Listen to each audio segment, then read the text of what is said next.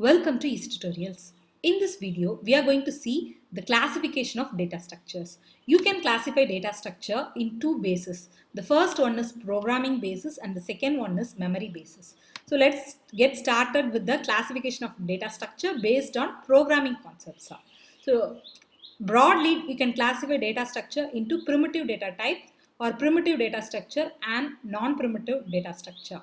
So primitive means the data types are predefined by the programmer. Non-primitive means the user will be defining that. So that is called as non-primitive data structure. Non-primitive data structure means user only defines that. That is further classified as linear data structure and non-linear data structure. So we will be seeing each types in detail. So primitive data structure types depends upon the programming language which you use. So first, primitive data structure. So the predefined types of data which are supported by the programming language. The programmer, while designing the program compiler, so the programming, while defining the programming language, while defining or writing or creating the compiler for that program, at that time they will be defining. These are the predefined types of data supported by this programming language. For example, C programming will support data types like integer, float, character, double, etc. So these are the primitive data types of C programming. So the predefined types of data which are supported by the programming language is called primitive data structure. Non-primitive data structure means user by themselves will be defining some data structure. So this structure means this. So that is called as non-primitive data structure. So it is created by the programmer or the user. So non-primitive data structure can be further classified as linear data structure and non-linear data structure. So example for linear data structures are arrays, list, stack, queue, etc. So linear data structure means you are traversing sequentially only, which means at a current point or from a current point you will be able to traverse only one point. So that is called as linear. So this is a linear data structure, you can say. Suppose this point I'm considering means from this point previous direction only one move is possible and next direction also only one move is possible.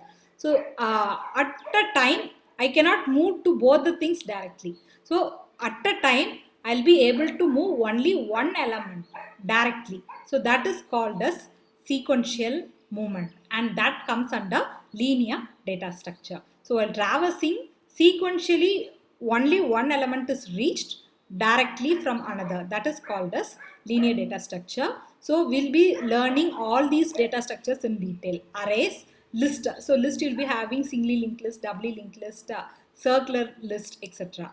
Then stacks, queues. So these are examples for linear data structure. So array you may be knowing. So A of continuous memory location, you will be having same name. So array of 5, which means from a array of 0 to array of 4, you have 5 elements continuously. So that is an example for linear data structure. Non-linear data structure means while traversing from one element, we can reach more than one elements directly. So a chess can be a best example for that. So horse, if I'm going to make a move for horse, I have many options. I can move here in L shape, here I can move. Then here also I can move, here and also I can move. Same in the backward side also, if places are available, I can have 4 options. If you are considering this sepoy, you can move here or else here. So 2 possible moves are there for this sepoy. So if you are considering this graph, for this node, this is a tree actually. If you are considering this node, you can move here or here or here. So you are having many possibility of movement. So while traversing from one element, we can reach more than one element. Means element directly means that is called a non-linear data structure. So trees, graphs comes under non-linear data structure. So these are the explanations or classifications for data structure based on programming concept.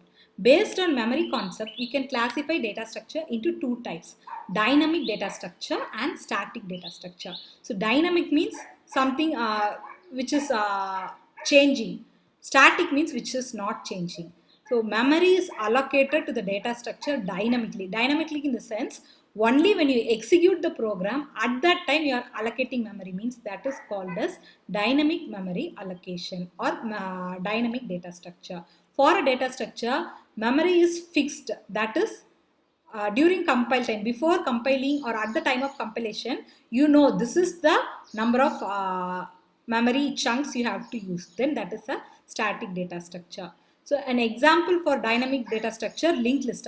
At the time you can ask how many nodes you are going to create. Then you can allocate functions. For this you will be using special function called malloc. So using those malloc function, you will be allocating memory at the time of runtime. So that is dynamic data structure. Static data structure means array. If you are creating using conventional method, int array of 5, which means 5 is the size fixed.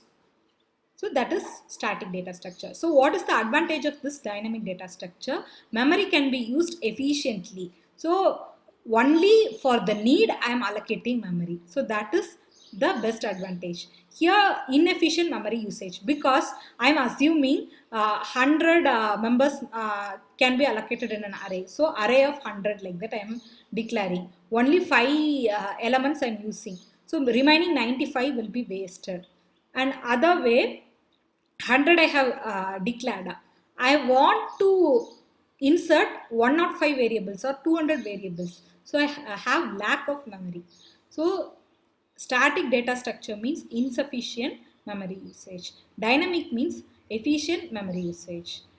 Then another point is the thinking of programmer or the mindset of the programmer. For programmer, dynamic memory allocation will be bit harder. You need to track the size, track the location of the memory, etc. So the programming will be bit harder if you are using dynamic data structure. For static data structure, it will be very easy. So these are the differences between dynamic data structure and static data structure. So if you are classifying data structure based on memory, there are only two types, static and dynamic. If you are classifying based on programming, you have primitive and non-primitive.